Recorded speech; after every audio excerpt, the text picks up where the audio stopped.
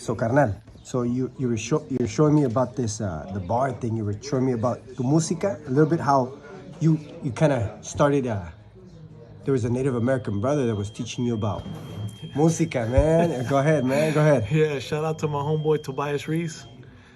Back in like '97 when we were at OSCI, we were sailed up, and so yeah, we lived together for quite a while, and he was rapping, and he would rap really good, and he had all these kind of cool lyrics, and just vocabulary was really rich, and I was like, damn, that's pretty good. And he was like, hey, you could rap, why don't you rap? And I'm like, oh, not me, I like rap, but I'm not one to like really make music. And he was like, bro, you got a good mind for it, like I think you'd be a good rapper. So he taught me how to write bars and how to structure and format a song, which I'm telling Adrian right now how to do it, So my first few raps were just funny and garbage, but after practicing more and more and more, I started to develop, new skills, and started to get a reputation. I used to go outside to the yard and rap for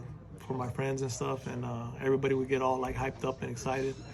And so I just kept on rapping, and then when I went to OSP, I kept rapping in the yard, and this black dude named Zen, he was a producer, made a bunch of beats and stuff. He wanted to like do a collaboration and make an album and stuff, and he gave me the nickname Sonny Gunnz, and that's where I got my name. Well, I got my name Sonny Gunnz for a couple reasons, but in the hip hop world, I got my name because of my style, of the way I rap. And one of my first singles was called Gunnz, and yeah, and then from there, man, we created a group at OSP called the Brown Recluse, the Real Brown Recluse, and we went back to our roots. We use a lot of Spanish, a lot of English, a lot of Nahuatl, so a lot of culture in our songs, mixed with a lot of lyrical, hip hop style, which is really cool because it was one of the first albums that was created. Well, I think it was the first album that was created behind the walls at OSP, and actually made it out, because they used to have a studio there. Nice. Until somebody was killed, and then they shut it down. But and there was one song that you were talking to me, but you were showing me a little bit about music. Can you break that down? Como you were talking about, the bars and how you can create music. Well, bars, when you format a song, usually it's by chorus, which is 8 bars, and then a verse, which is 16 bars, and usually that repeats, like 3 choruses and then 3 verses, and yeah. So one of the songs I was telling you about was God, can you hear me? Break down how it goes. The hook goes, God, can you hear me? Pray at night. Can you hold me and tell me everything's all right? God, can you catch my tears as they fall? Can you make sure I'm ready when you make your call? God, can you hear me? Pray at night. Can you hold me and tell me everything's all right? God, can you catch my tears as they fall? Can you make sure I'm ready when you make your call? God, can you hear me? They said you're near me. I know it ain't my prayer because I say them so clearly. My eyes get teary when there's no one around. When it's quiet, I can hear my heart beat when it pounds. No one to talk to. So I look to the clouds, hope my dad smiles back. I know I'm making them proud. I'm like, look at me now, then the sky goes dark. It feels like my insides are ripping apart. Only God knows. I got a good heart. Lord, forgive me for my sins. I've been doomed from the start. You blessed me with this art. For that, I'm grateful. I pray one day my heart can stop being hateful. It's about being faithful. I know. I try. I don't like to admit it, but even gangsters cry the next time I open my eyes. Send me a blessing the next time I look to the sky. Answer this question. God, can you hear me? Pray at night. Can you hold me and tell me everything's all right? God, can you catch my tears as they fall? Can you make sure I'm ready when you make your call? God, can you hear me? Pray at night. Can you hold me and tell me everything's all right? God, can you catch my tears as they fall? Can you make sure I'm ready when you make your call? Boom, right there. Now, and so,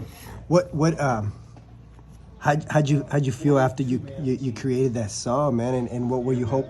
Like, what inspires you behind the songs and everything I wrote about that song one?